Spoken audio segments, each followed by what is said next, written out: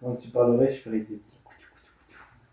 Comment veux-tu qu'on me prenne au sérieux? Et je commence comment ma vidéo maintenant? Salut les gens. Aline dessine, j'aime bien parce elle dit genre coucou YouTube, c'est la meilleure intro du monde. Coucou YouTube. Coucou YouTube, mais c'est déjà pris. C'est du plagiat. C'est du Coucou, ma petite plagiat. chat. Ah non, pas le petit chat. Non, ça c'est je crois. Magla. Pourquoi j'ai l'impression que les deux pourraient le dire? Parce que Magla veut toujours le petit chat, le petit chat. Ouais, pour pas rigoler à cette vidéo. Enfin bref. Je sais pas comment commencer la vidéo. Mais comment s'appelle ta communauté? Mais on est 11, on n'a pas de nom. Mais si. Vous êtes les. Mes petits capybaras. Il y a plein de capybaras, de petits capybaras, un porte-clés à Pula. J'adore, je le fais chier tout le temps. Bonjour, je suis actuellement en Croatie, plus précisément à Pula. Et je voulais, durant mon voyage, faire une vidéo qui montre, comme un vlog, qui montre mon voyage, tout ce qu'on a fait. Et j'ai décidé que non, voilà. J'ai décidé de plutôt vous faire une liste, genre j'ai fait une liste de plein de bons plans et de pourquoi vous devez aller à Pula pour vos prochaines vacances. Déjà, pourquoi Pula? Pour commencer, c'est une destination peu commune, en tout cas, quand on pense à faire des vacances sympas entre amis ou ailleurs. On pense la France, on pense sud de la France, on pense Espagne, on pense Grèce, mais on pense pas nécessairement à la Croatie. Et pourtant, c'est peut-être le meilleur choix de votre vie. La Croatie, c'est pas trop cher et Pula, n'étant pas une capitale, elle ne coûte vraiment pas cher. En plus, la Croatie est dans le même fuseau horaire que la France, l'Allemagne, la Suisse et la Belgique, luxembourg. Du coup, on n'a pas ce problème de décalage horaire, ce qui rend la Croatie une très belle destination. Surtout que Pula, c'est un endroit avec des belles plages. Alors, c'est pas des plages de sable, c'est des plages de galets. Du coup, pour la peine, il faut avoir des chaussures d'eau. Mais c'est bien le seul bémol qu'il y a, c'est qu'il n'y a pas de plage de sable. Il y a également de nombreuses îles à aller découvrir en bateau ou même faire un road trip en Croatie, c'est tout à fait envisageable, c'est ce que la plupart des gens font. Moi, je parle plus précisément de Pula parce qu'avec mon partenaire, on y est resté une semaine. Je vais donc vous donner tous les trucs et astuces qu'on a découverts sur place et qu'on vous donne gratuitement. Je précise que cette vidéo n'est sponsorisée par aucune des applications que je vais mentionner, ni aucun des grands noms que je vais citer. Donc c'est de la pub gratuite. Après, si vous voulez glisser le petit chèque, moi je dis pas non. Je pense ne pas être assez connue pour avoir ce privilège. On commence. Tout d'abord, au niveau des vols, essayez de trouver des vols hors saison qui coûteront bien moins cher. Mais même en période de vacances, ça peut tout à fait être dans le budget d'étudiants. Ça peut tout à fait passer. C'est tout à fait quelque chose qui peut se faire à moindre coût. Plus vous le faites hors saison, plus vous pourrez trouver des prix bas. Alors j'ai pas marqué sur ma feuille et je viens d'y penser, mais je sais plus c'est quoi le nom. Je vous le fais apparaître juste là.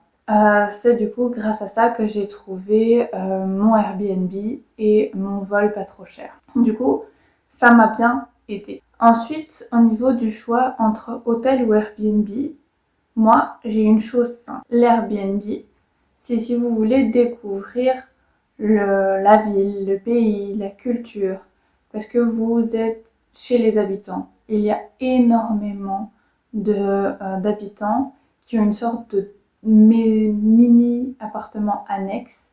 Genre à chaque fois, ils ont une sorte de petit panneau avec le nombre d'étoiles qu'ont leur chambre. Sur le devant de leur maison, il y en a plein. Du coup, vous trouverez d'office pour votre budget, pour vos attentes, un logement qui vous plaise. Et si vous prenez un hôtel, c'est plus pour profiter du soleil, moins de l'aspect découvrir un autre pays. C'est plus profiter des plages, du soleil, bronzette. Voilà. Vous avez fait votre choix? Moi, je l'ai fait. On passe à la suite.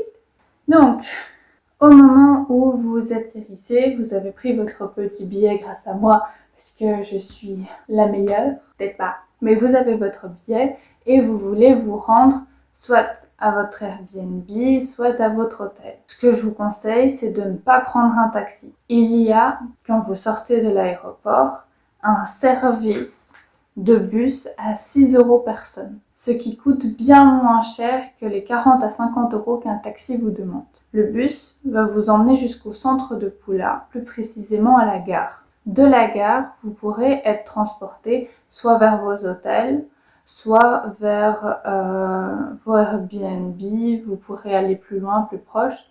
Nous, on a pris juste le service à 6 € et après le reste, nous avons fait à pied. Nous sommes énormément déplacés grâce à nos pieds. Ce qu'il faut prendre en compte, c'est que Pula a beaucoup de dénivelé. C'est-à-dire qu'on fait beaucoup de sport quand on marche dans le Pula. C'est tout à fait faisable. Ce que je vous conseille pour du coup vous déplacer dans le Pula, c'est Uber. C'est très bien Uber. C'est peut-être mieux que les taxis locaux. Ensuite, vu que vous êtes dans le centre, je vais rester sur ce même rond. Au centre, vous avez l'arène, l'aréna, où vous pouvez venir la contourner. Vous verrez c'est magnifique, je mets quelques photos juste là, voilà. Mais on a eu pas mal de gens qui nous disent de ne pas payer 10 € pour rentrer. De fait, ça ne servait à rien parce qu'à ce moment-là, il y avait des préparatifs pour un concert. Du coup, on n'aurait même pas pu bien profiter de l'arène, mais on la voit déjà très bien de l'extérieur. Et ce qu'on a trouvé de plus sympa pour voir l'aréna dans toute sa splendeur, c'est d'aller aux Zero-Strasse, qui sont des souterrains. Et grâce à ces souterrains, vous pouvez monter au premier et au deuxième étage. Au deuxième étage, vous avez une vue panoramique de Pula. Et vous avez le Colisée au loin que vous pouvez voir pour seulement 7 € contre 10 €. Et je trouve ça nettement mieux de passer à côté de le voir et de faire le Zero-Strasse pour le voir encore mieux. Comme activité là-bas, nous avons aussi pas mal fait de randonnée vu qu'on s'est principalement véhiculé à pied. Pour ça, j'ai installé l'application AllTrails. Comment on prononce? AllTrails.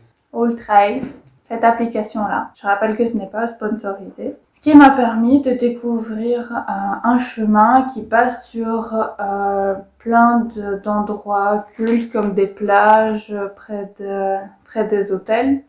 Et on a pu notamment découvrir les méduses. Il y en a énormément là-bas.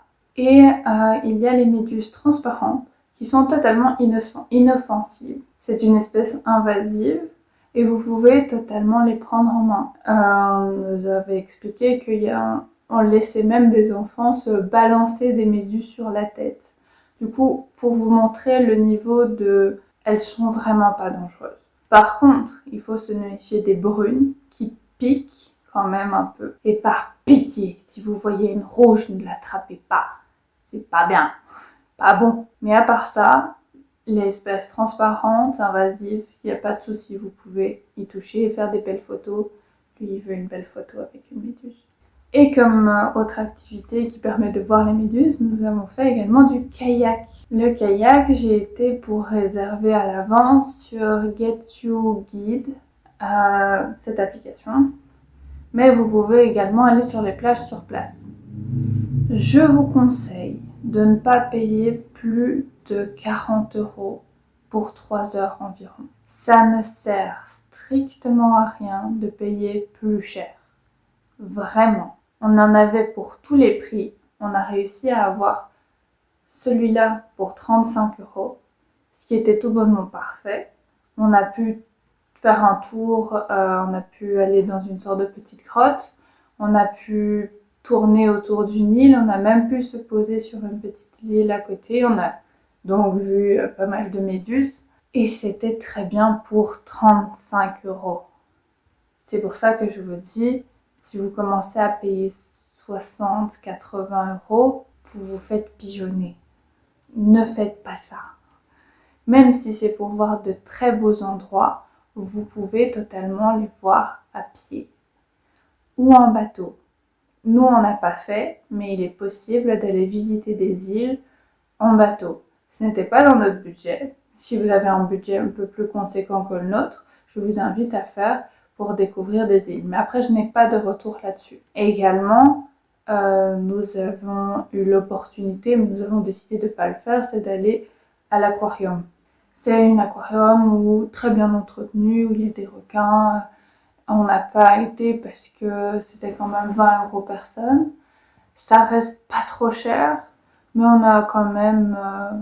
on s'est abstenu pour celui-là, mais je vous conseille tout de même de le faire. Si vous prenez un Airbnb, nous, ce qu'on a fait, c'est que on a fait des repas où on cuisinait dans le Airbnb, mais on a été aussi au restaurant.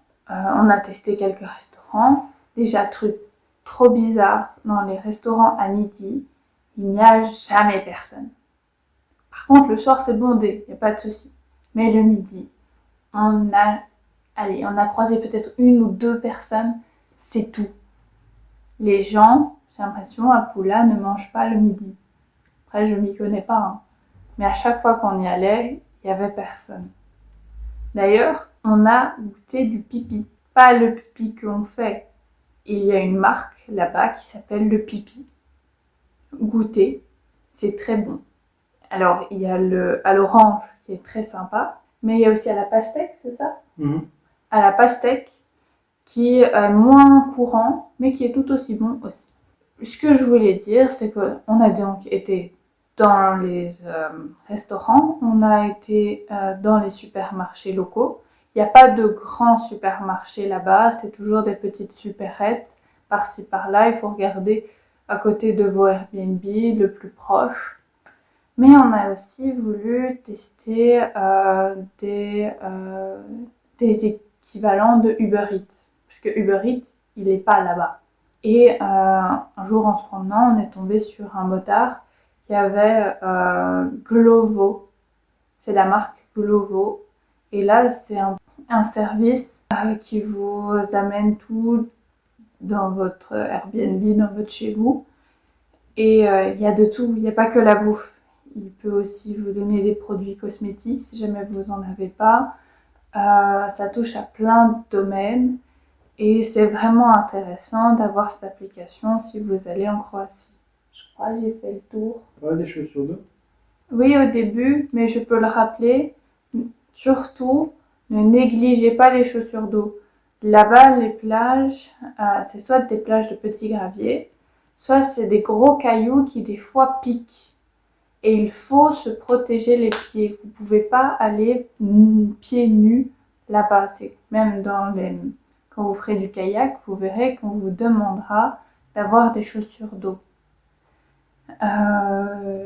Essayez de ne pas les acheter sur place parce que du coup, ils grossissent beaucoup les prix. Après, peut-être pas partout, mais prévoyez-les à l'avance. Comme ça, vous payez le prix que vous voulez payer et pas à l'arrache sur le terrain.